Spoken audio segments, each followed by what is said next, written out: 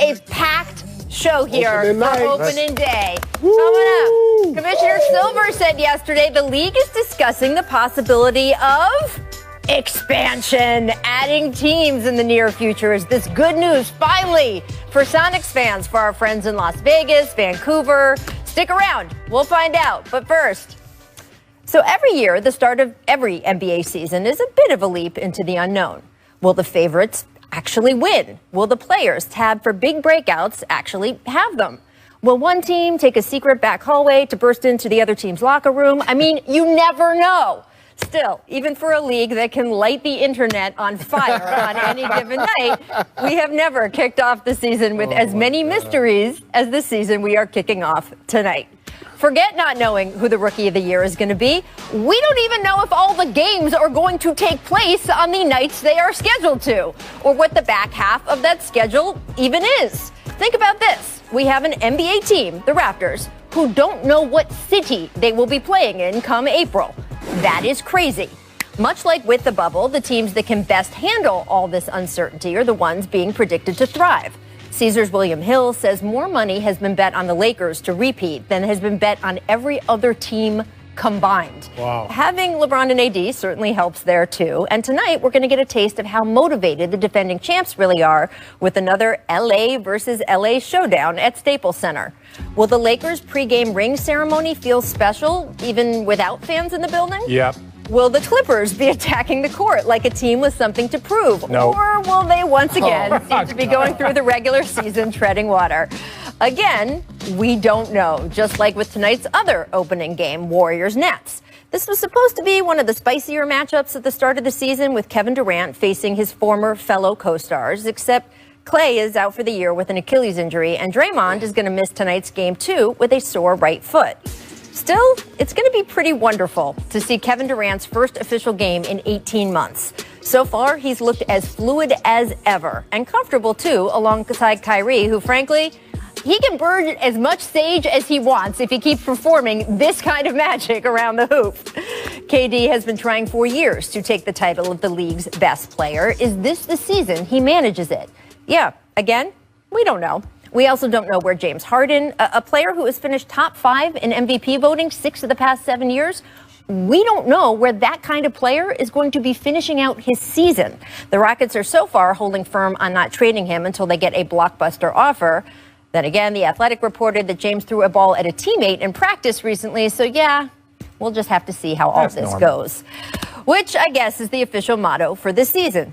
We'll see how this goes. It's not what we expected, but nothing right now is. And there's also something pretty cool about feeling like we're in a basketball moment where for once, truly, anything can happen. Anything. Anything. And Paul Pierce will have his phones ready. We are so pumped for the doubleheader tonight on TNT. The Lakers are going to get their rings, right? So there'll be, I don't know, it'll be sort of a celebratory atmosphere, right? And the first game of the night, we get to watch KD's first game against the Warriors. So look, in honor of that long-awaited matchup, we're going to run back some of the most memorable reunion games in recent memory. Oh. Christmas Day, 2004. That was warm. Yeah. Jack's first game back in LA against Kobe after getting traded to the Heat. Yeah. Who ended up winning the championship that year? Who did? I think the Heat won. No, I think think Pistons. Pistons won. They won it the next year. Stop trolling, Richard. On December 2nd, 2010, LeBron played his first game back in Cleveland after taking his talents to South Beach. How do you think that went?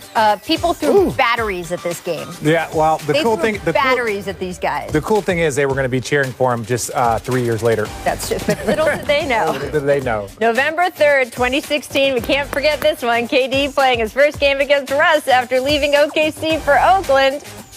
Yeah, he went off right here. Yeah, look at that. Look at that. Oh. Him and Russ had a little fire. Oh, that's Tanner getting into it. Still friendly. You knew that was going to happen. Yeah.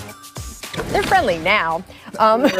All right, so of our opening night matchups tonight, Richard, which is the most intriguing to you? Nets Warriors or Clippers Lakers? If it wasn't for all the injuries in the Warriors game, the Nets Warriors game, I would pick that. But I think the Clippers Lakers, there was so much drama. Obviously, there's been so much offseason change for the Clippers. So, and even the Lakers, their addition. So I think that's going to be the most intriguing matchup all year long.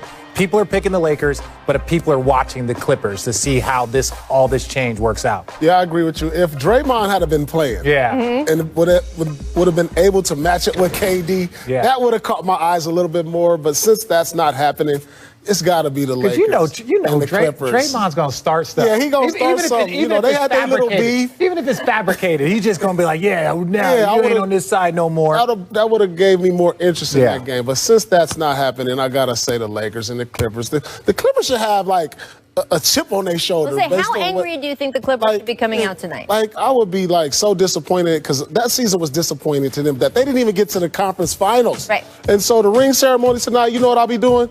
I'll be sitting out there taking notes. Like, look, fellas, that should have been us. I'm taking notes. This is going to be us next year, getting our rings on opening night. I'm taking notes. A lot of teams like to go to the locker room. Sit there and watch it. Let's sit there and watch and take the notes and let this be a learning experience for y'all to be able to come back next year and have y'all ring ceremony. Do you think, Ty Lue well. Do you think he's going to have his team sitting out there? Yeah, but I'm going to say this. A couple days later, that's the more intriguing game. Because I don't think they have a beef with the Lakers. They didn't lose to the Lakers. They just didn't meet the expectations for that matchup. The real beef comes on Christmas Day when they get to play. What you mean? This is the battle for L.A. No. You got two contenders in one building. What I'm saying this is beef against the Lakers. 2 days later, they play against the Denver Nuggets, the team that knocked them out. They're not worried about that. Well, they should be.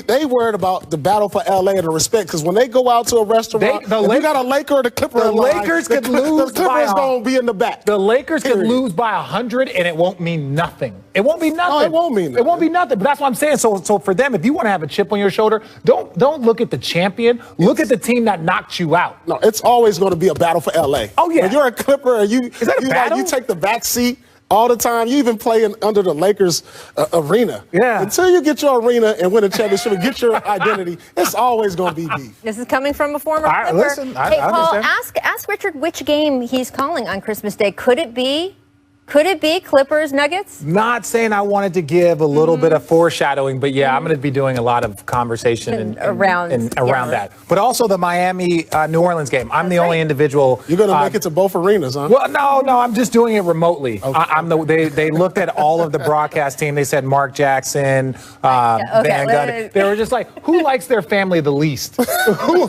will want to work? Who will want to work for 8 hours? 8 hours. And we found him. It's good. Do you think, real quick, guys, do you think Kyrie said that the sage that he burned in Boston Garden was not just for Boston, that he wants to do it in every arena he's in before every game? Is there sage tonight, Richard? This is real talk. Kyrie doesn't really want to talk about this. I don't really want to talk about this.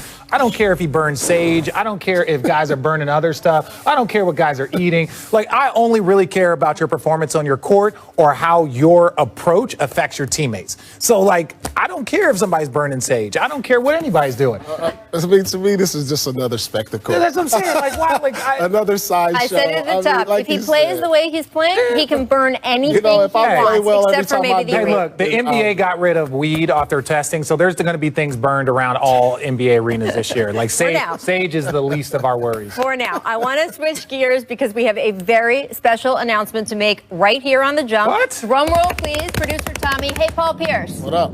Today is when they are announcing the next class of the Hall of Fame. And guess what? I didn't know that. Guess who's nominated? Am I We're in there? thrilled to tell Am I you. in there?